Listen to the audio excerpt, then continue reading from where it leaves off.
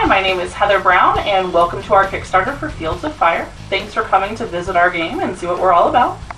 I hope that you will enjoy our little demonstration of how the game works and meeting some of the people that are involved with our game. Let us know if you have any questions, and we'll be happy to answer them for you. Let's take a few minutes now to see who else is behind Fields of Fire and get some information about the game. Hi, I'm Mark Brown. I'm the general editor of the new version of Fields of Fire. And I wanted to kind of discuss with you a little bit about how the new version, the second edition, is going to be laid out. I think you'll all find it very easy to read.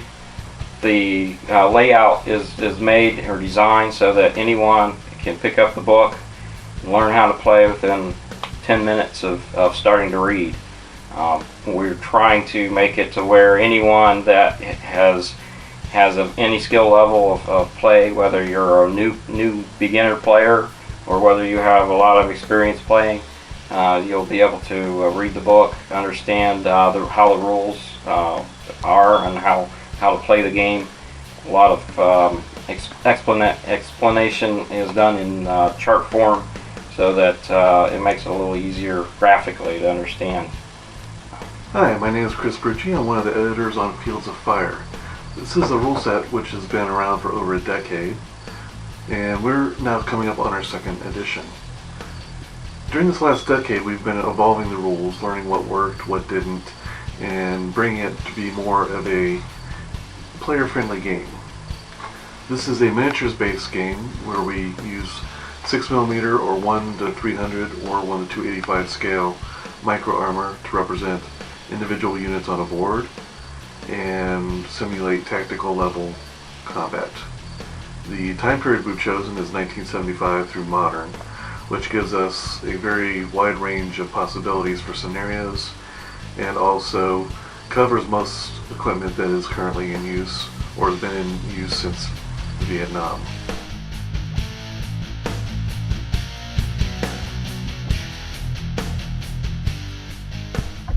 Let's take a look at the turn sequence for Fields of Fire.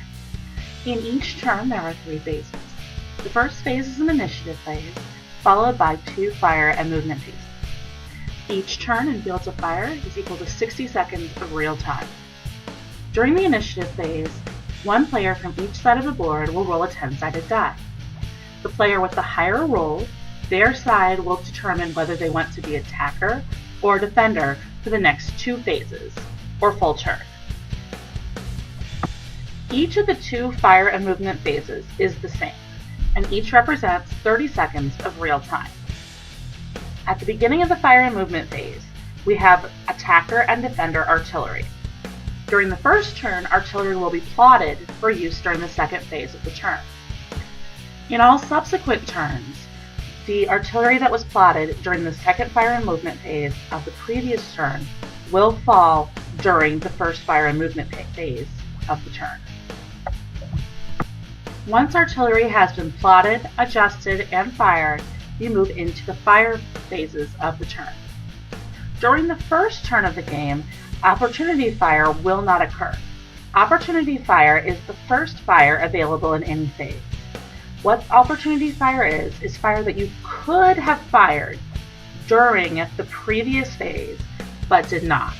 For example, you were waiting to see what movement another vehicle would make prior to firing and waited to fire at this point.